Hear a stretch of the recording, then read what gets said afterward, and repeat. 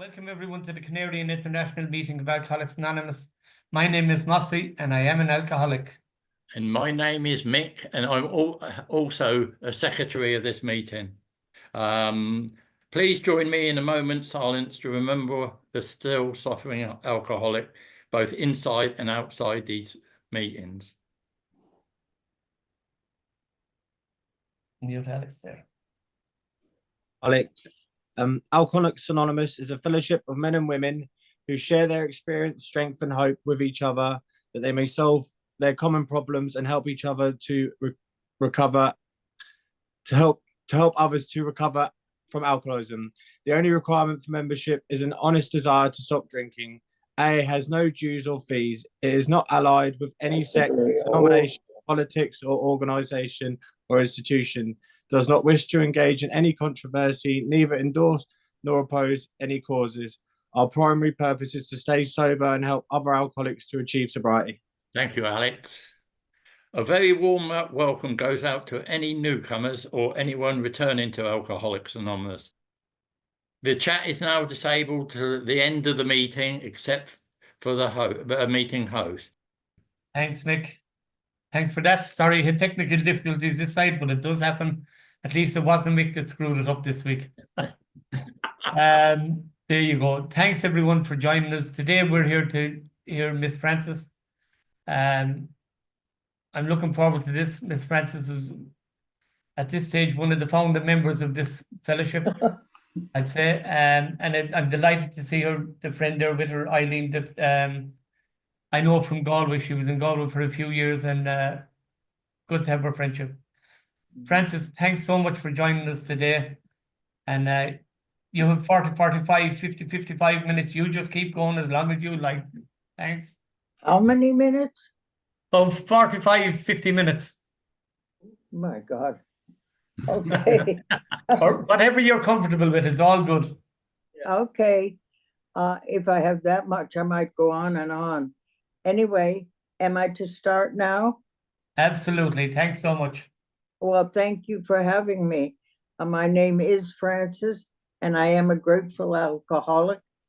I am here to tell you that when I came in, I was quite insane. And I knew that I was in the right place because I heard people talking about how they were happy they were alcoholics. And I thought if anybody was happy to be an alcoholic, they had to be insane. Until I'd been in for a while, and I realized that I was happy because I'd found AA. And that is what they meant. They were happy that they had this disease, but there had been a solution. Anyway, I got sober in 1957. And things were a little different then. But anyway, I also came into this program. Well, I want to tell you, I knew that I was going to do whatever they told me to do, even though I was reluctant about some of it. But I am grateful for the psychiatrist I had for years, who kept, at a time when AA and psychiatry did not meet, they did not like one another at all. My psychiatrist did happen to like AA and believed that that was the only way that you could get sober, as far as he was concerned. That and he felt that unless I got sober, he could not help me with my other insane problems. And I will tell you that he really did believe I was insane, because he asked me not to let anybody know that he was my doctor. So I don't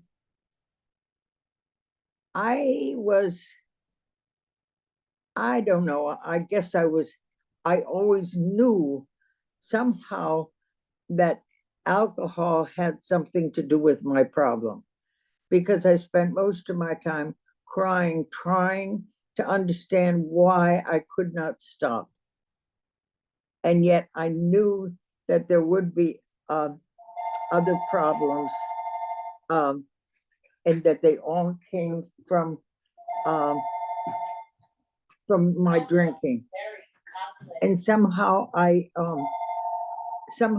had I could not stop drinking. And when I came in, as I say, my psychiatrist had said to me, after all these years, I'm quitting because I can't help you and you're not getting sober. And I panicked. I really, really panicked because I couldn't, this was about the only person I trusted that I had left in my life. And what was I going to do? Anyway, I always have this picture of myself going out to drink with my drinking buddy, who was a bartender. And I had, as the person who had the worst life in the whole wide world, I wallowed in my self-pity. I had just spent time telling him how awful my life was. And he said, you know, come on, let's have a drink. I was going out the door, and this voice said to me, Frances, don't you know that it's the alcohol, it's the booze that is making you have all these problems? And for the first time, I was able to say yes. But I was not willing to do what was suggested right then. And it was night, and I went out onto the streets of Manhattan, walking around, trying to decide what I'm going to do.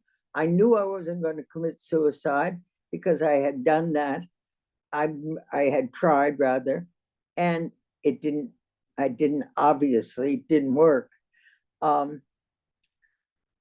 But the one thing I kept saying to myself was, if you don't do something, you will wind up in a mental hospital or on the Bowery.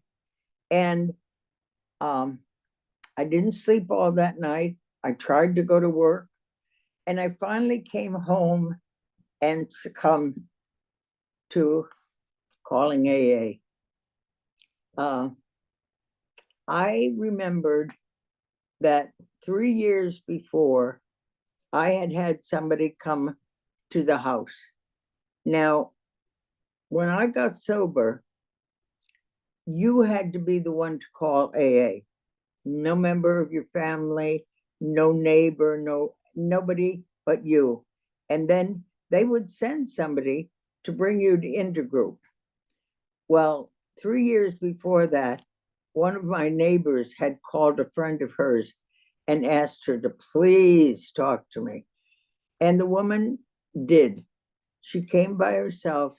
She brought literature. She brought a meeting book, and she chatted on. And I listened. I was very polite. And when she was leaving, she told me there was a meeting down the street. And I told her I had a date. I was sorry I couldn't go. And that was no lie. I had a date with my bottle, and I wanted her to get out.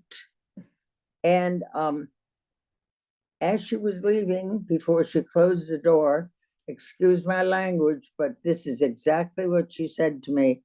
I don't give a shit whether you get sober or not. I'm here for myself. And she closed the door. Now, there were very few women in the program, so that when I did go, I obviously got to meet her.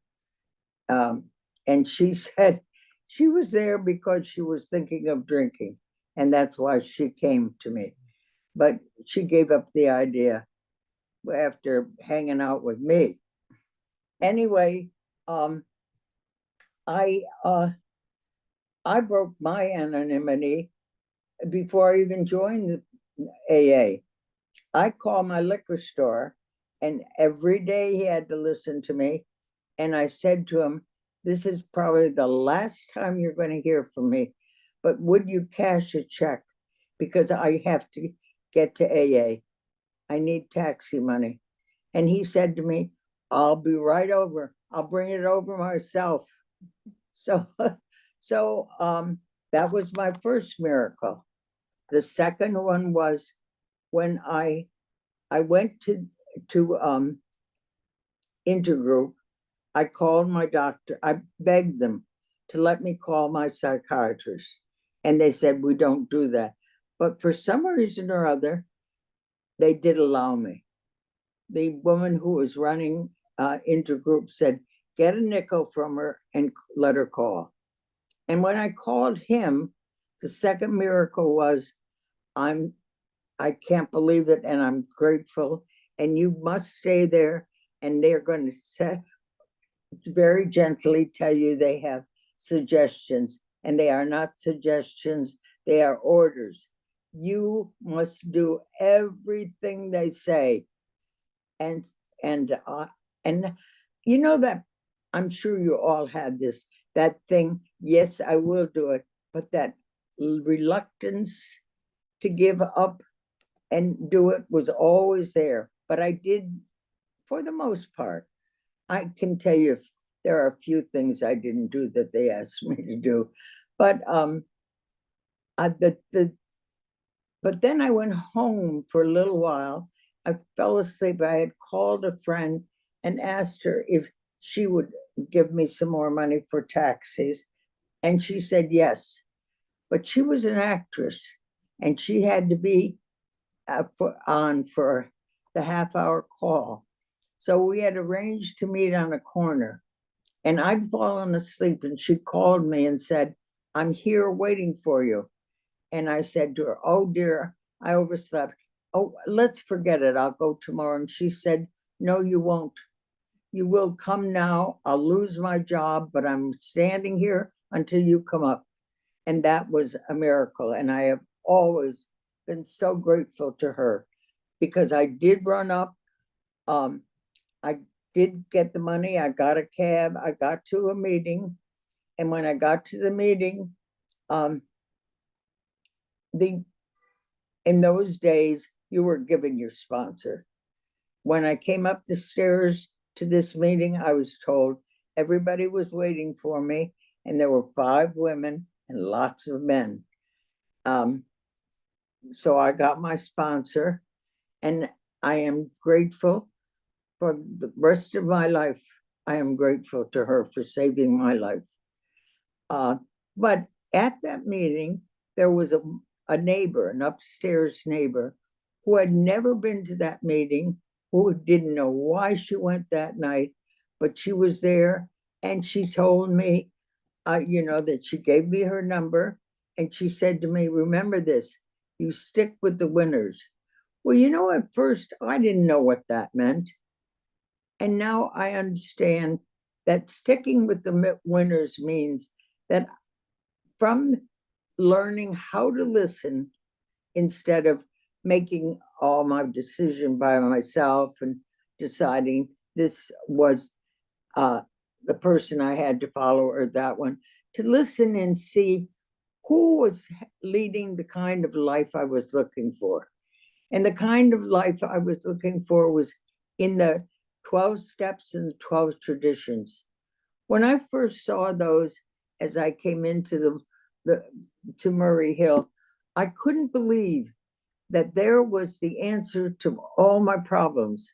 There was what I had been looking for my whole life, going to different churches, going to different doctors, going to all these different things that they had, groups, psychiatric groups, all things. And there was the answer in those 2 shades. And I was so thrilled. I feel when I talk about that, I can feel the relief. My memory is not as great as it used to be, but I want to tell you that the 13 years of my drinking are very clear, very, very clear. I see them and I say, I do not want to live that life anymore, ever, ever again. And that means that I have to sit around and I know there is a higher power, and I know that it talks to me through you people, but it can't talk to me unless I talk to all of you. I remember one of the things people said to me was, we're not mind readers. So if you have a problem, or you need to talk, you need to tell us. Now, that doesn't mean that I need to bring it up at a meeting if it's not something that's really essential to the meeting, but I do have a sponsor, and that's one of the reasons. I do have a running buddy. That's one of the reasons. But you know, I think about some of the changes that are not, that I miss. I miss the fact that if I did have a problem of what am I going to do about something, and I brought it up, there would be hands raised immediately to tell me how they handled it. And people don't do that anymore. I miss the things of 12-stepping, of going out and being the ones to bring people to meetings, to go and help them. You know, that's when I knew what could absolutely happen to me. And those are also very, very clear in my mind. I was thinking, Eileen and I were talking about the fact that the hospitals did not take people before this became known as a disease and money was pouring in. And I remember the old timers saying, if you don't watch it, it could become a money maker. And that is what has happened. And we are missing out because we aren't the ones to take you to the meeting. You don't shake it out. You don't learn to see what is actually going to happen to you. And I'm so grateful that I did have that. You know, I think about when I first really began to see how self-centered I was, how egotistical. Now, I had been told that. And, you know, the thing is, when people said that to you, it might hurt your feelings, but I knew the love that came with saying to me, Frances, you are too self-involved. You're only caring about you. I knew that they meant it with love and that they would give me help if I let them. But I remember walking up with a woman who had been in the program 5 days. She was shaking from head to toe. And I'm spewing out all this garbage of the self-pity, the victimization, and nobody had a life as bad as mine. And I happened to look over, and I saw her shaking like that, and it popped into my head. They are absolutely right. Here you are. This woman desperately needs somebody to help her and hold her together and try to talk to her so she can be taken care of. And you're spewing this at her. And I felt such relief. And in my sobriety, I have felt that I'm getting out of prison, a self-made prison. And I see each time that I learned something like that, a prison door opening, and I go forward. And you know, I also want to tell you that I have all these stick figures that jump around inside me. My anger, my self-pity, any one of the character defects. About the only two that I have been able to take away are envy and jealousy.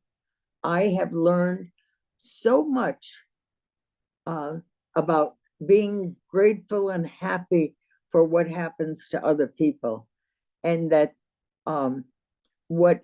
and I am grateful for what happens to me. I sort of am rambling, I know, but here I am, all these years sober, and I'm still, the character defects are popping up. Right now, they're popping up because I am angry with myself. I have very little patience with me because I'm blind. I'm having trouble with my other physical problems.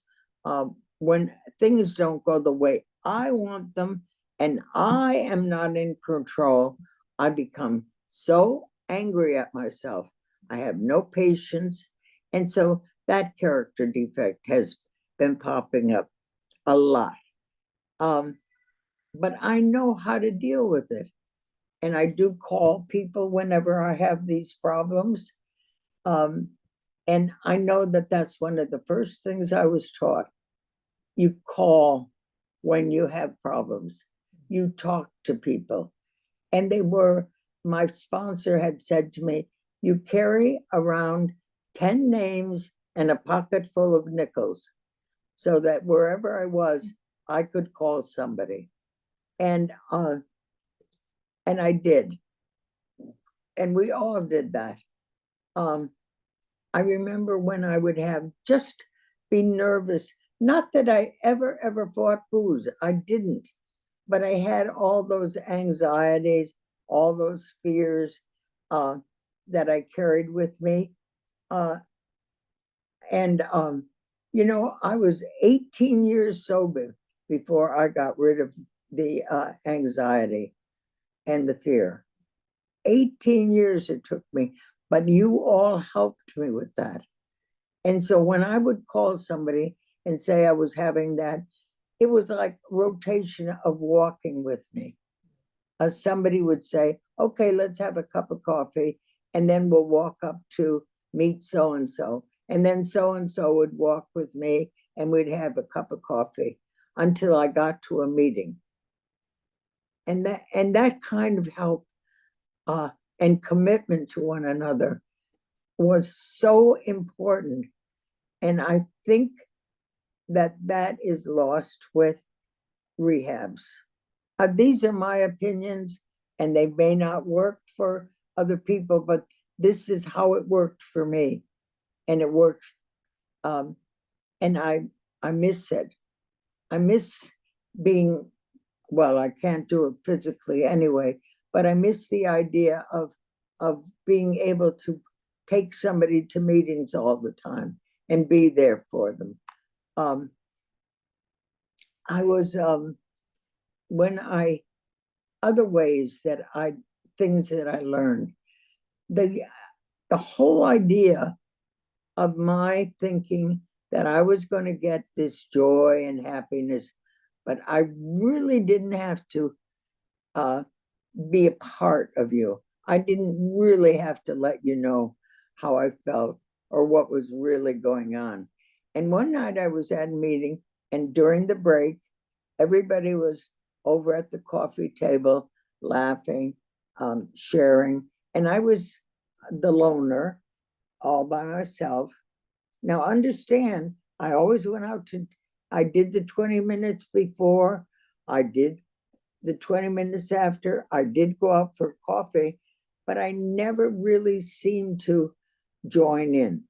And this night, I'm standing, drinking my coffee, and it was like I went over with those people. A part of me left my body, went over there and looked back at me, and said, I would never call on you. I would never go over to you because you don't look as though you want it.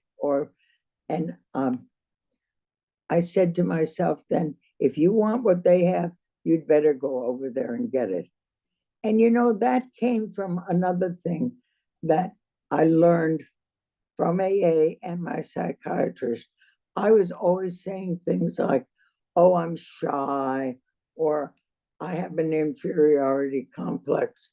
And my doctor said to me, I think we better look at the other side of that coin. And I realized that shyness was not really shyness. I was sitting there saying, you come to me, I don't go to you. You are, I am I was arrogant.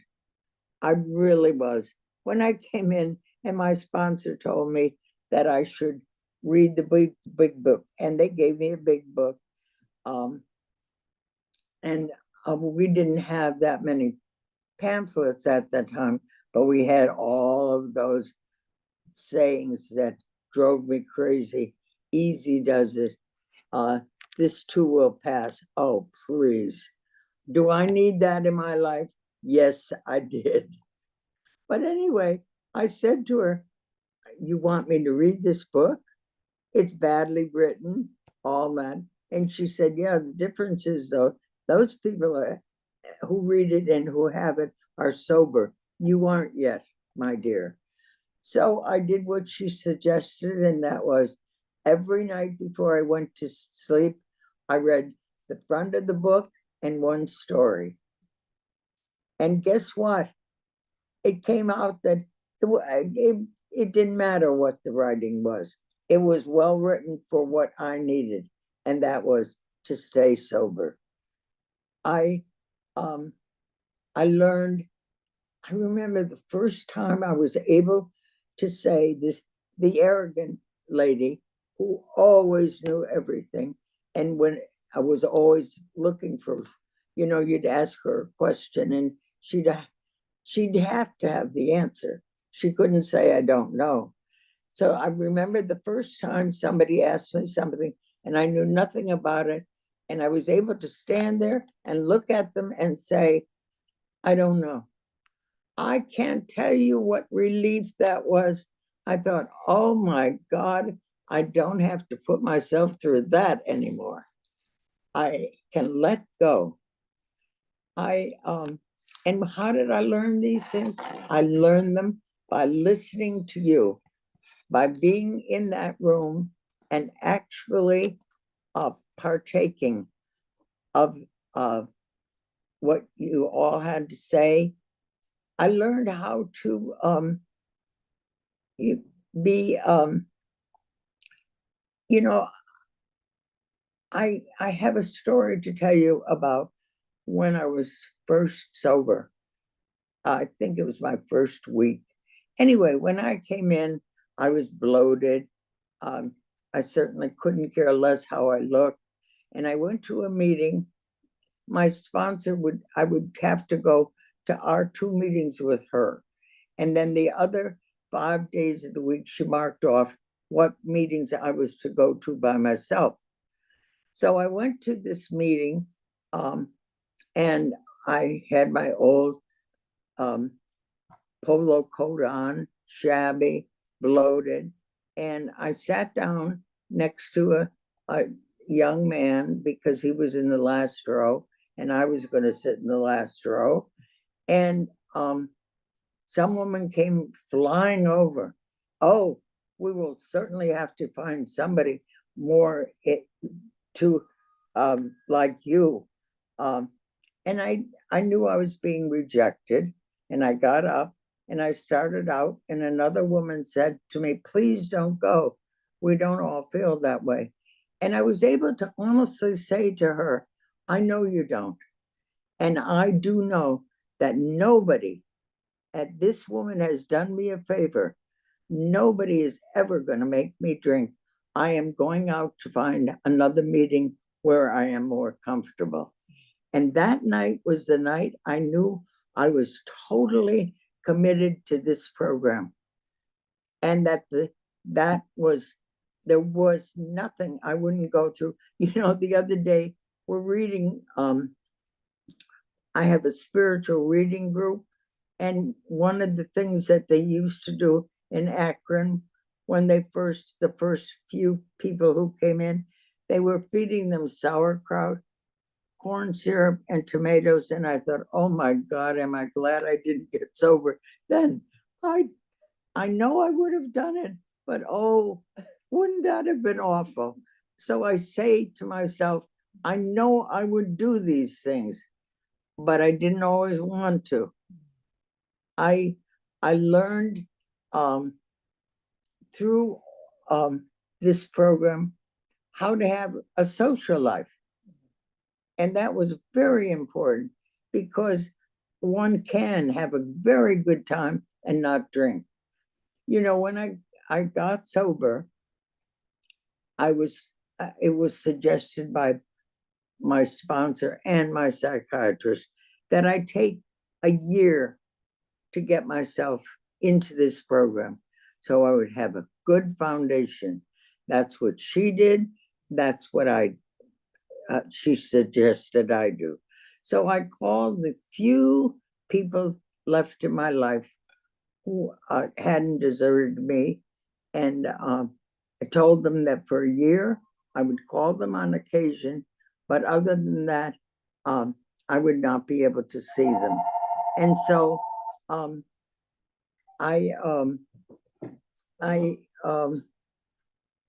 in that all that time, that's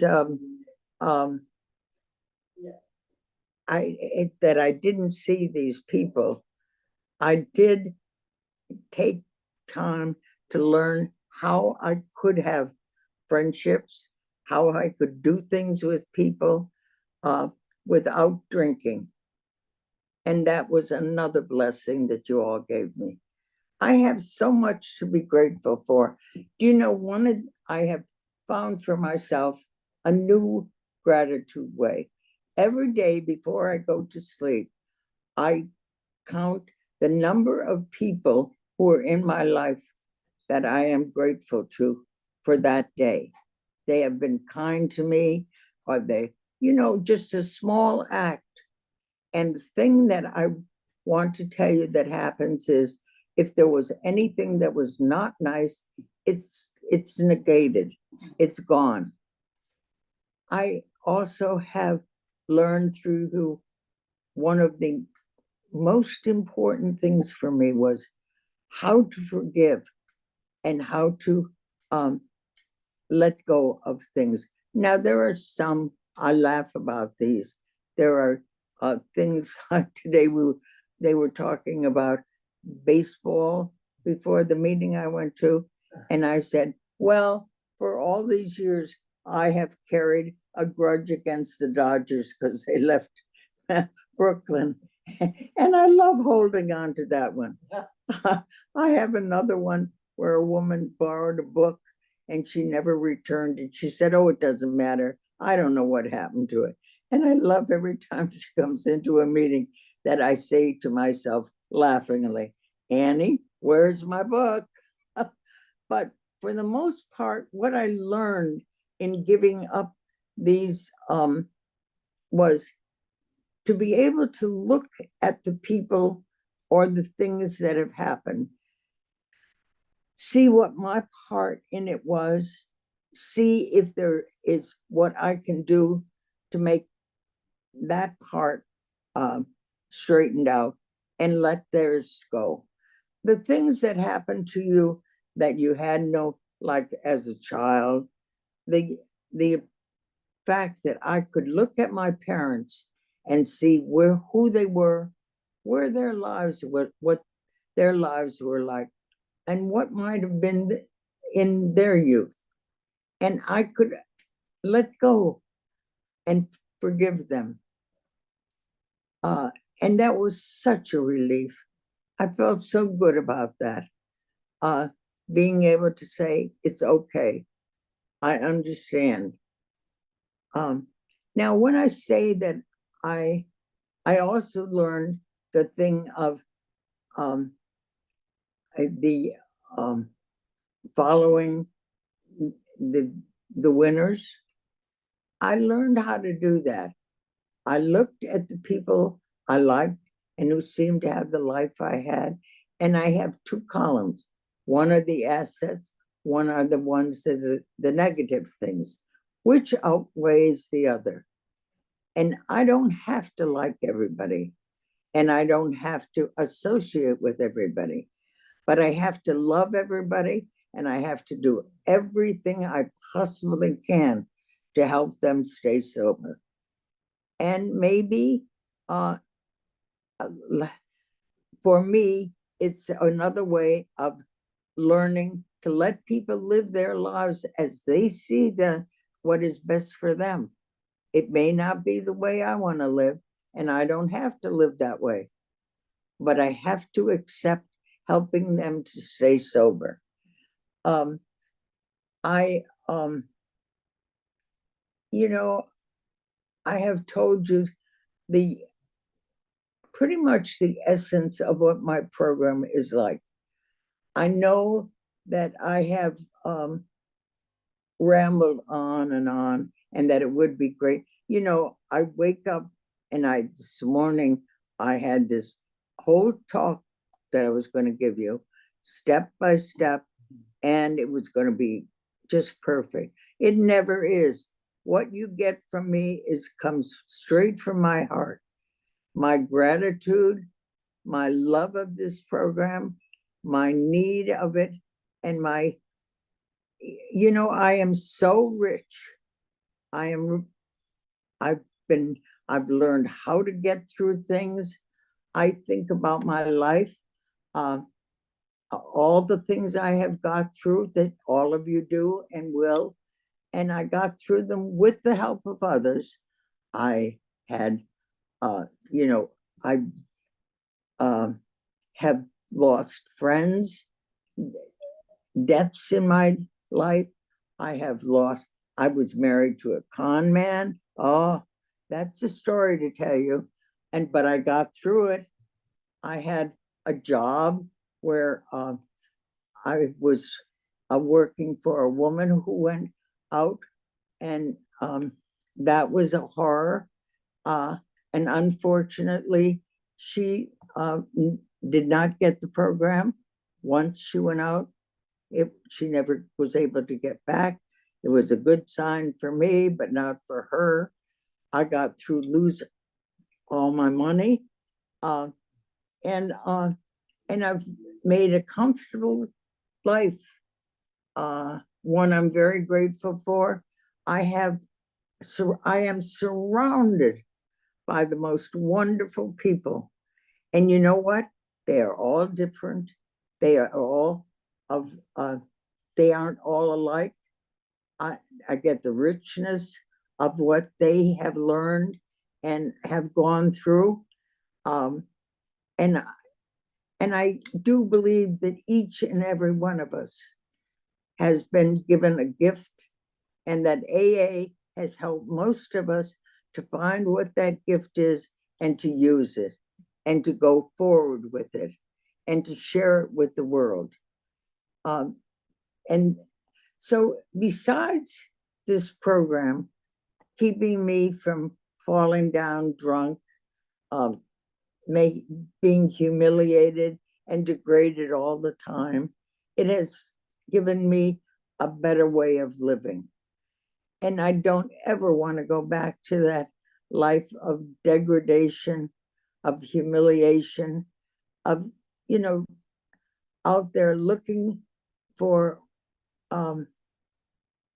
love, looking for attention. But, I also realized that when I did that, I remember lying in bed one night, drunk as usual, and weeping and saying that I was even cheated out of learning how to love, that I did not know how to love anybody.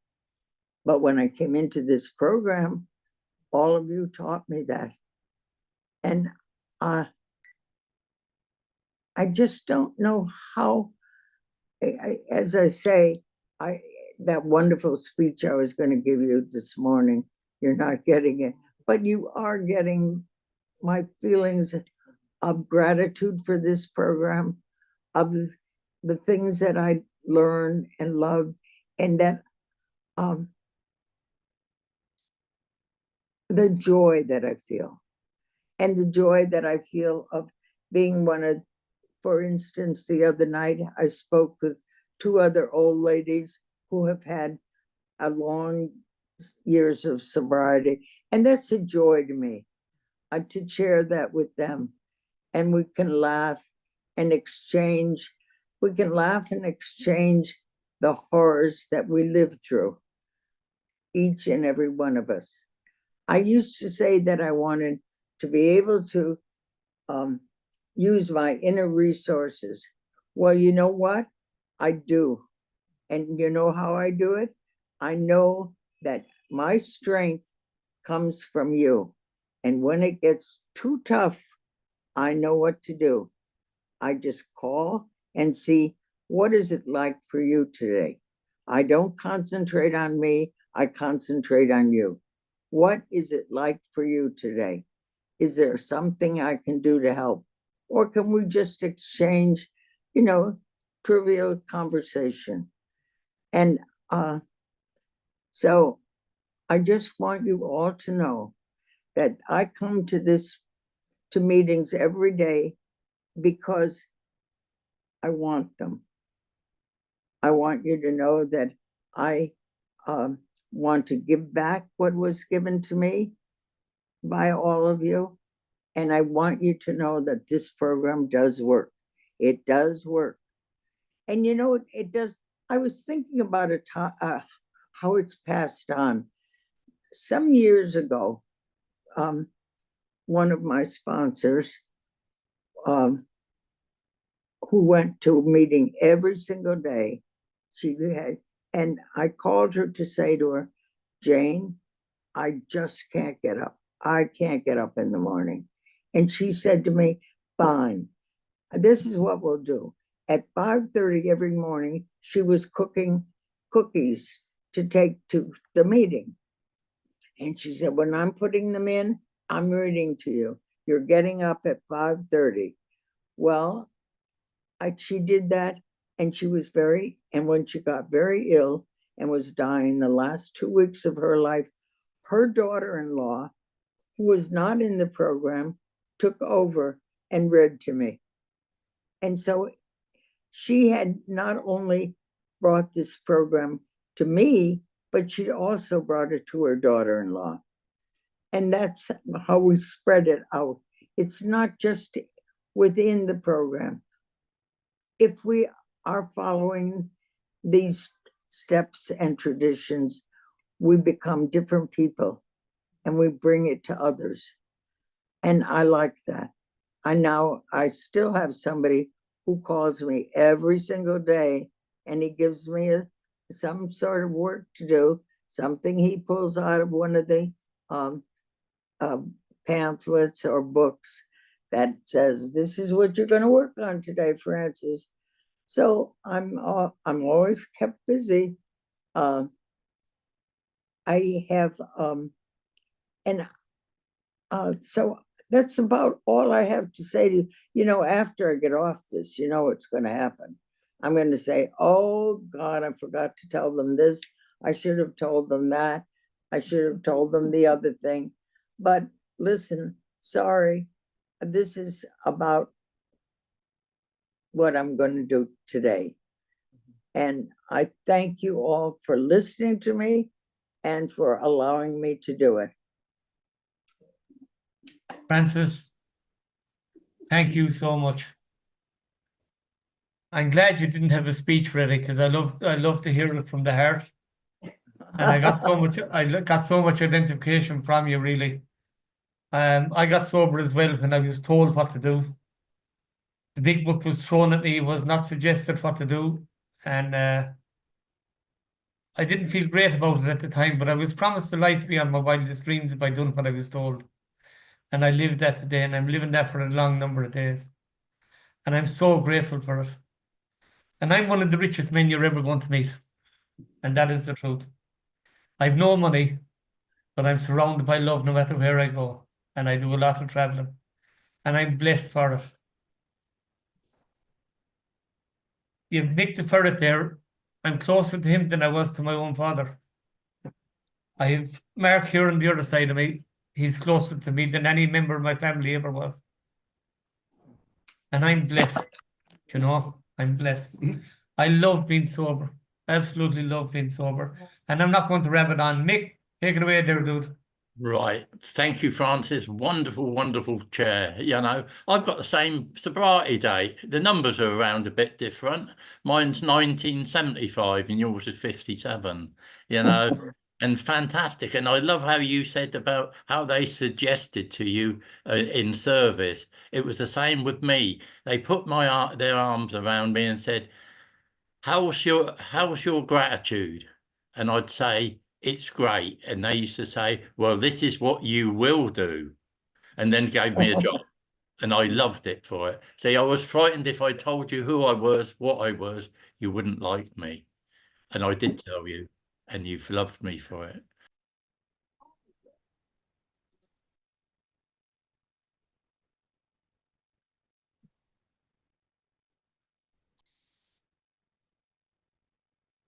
And I think at that we're going to finish up. I'm having a senior moment here. Mick, who did I ask to do the promises? Eileen. Eileen. Of course it was Eileen. Why wouldn't it be Eileen? Have you got the promises there, Eileen? I don't actually, not. Well, I'll put them up on the screen. Yeah, how's Okay. that? Thanks very much. Thanks, everyone. Give us a minute. He's giving you a bit of favoritism there. Absolutely. Sorry.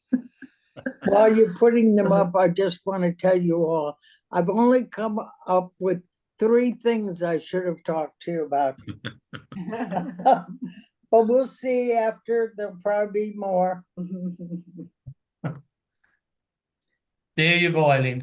Okay, thanks. If we are painstaking about this phase of our development, we will be amazed before we are halfway through. We are going to know a new freedom and a new happiness. We will not regret the past nor wish to shut the door on it. We will comprehend the word serenity and we will know peace. No matter how far down the scale we have gone, we will see how our experience can benefit others. That feeling of uselessness and self-pity will disappear. We will lose interest in selfish things and gain interest in our fellows. Self-seeking will slip away. Our whole attitude and outlook on life will change. Fear of people and economic insecurity will leave us. We will intuitively know how to handle situations which used to baffle us. We will suddenly realize that God is doing for us what we could not do for ourselves. Are these extravagant promises? We think not. They are being fulfilled among us, sometimes quickly and sometimes slowly. They will always materialize if we work for them. Thank you, Eileen. And I just want to thank our co-hosts, our timekeeper, Anna J, and everyone else that done service during this meeting. Miss Frances, thank you so much for joining us today. Whatever your head is telling you, that was one of the most amazing meetings I've been at, and thank you again for joining us. And the yellow card, who you see here? What you hear here, When you leave here, let it stay here. and that's it, folks. Francis, will you lead us out with the serenity prayer, or do you want to say anything, Mick? No, it's been a wonderful, wonderful meeting. Everybody sharing such wonderful things. You keep me sober today. I got up dull this morning, feeling low, and I'm as high as a kite. That's what meetings do for me. God bless you all. Mick. Amen. Francis, you lead us out with the serenity prayer? Yes, I will. Thank you very much, everyone, for being there. And I wish you all well. Remember, it really does work. And God, grant me the serenity. Accept the things that cannot be changed, to change the things that cannot be changed, wisdom to know the difference, to know the difference. so much. Thank you. May God bless you. Thank you so much. Thank you, friends. Thank you all.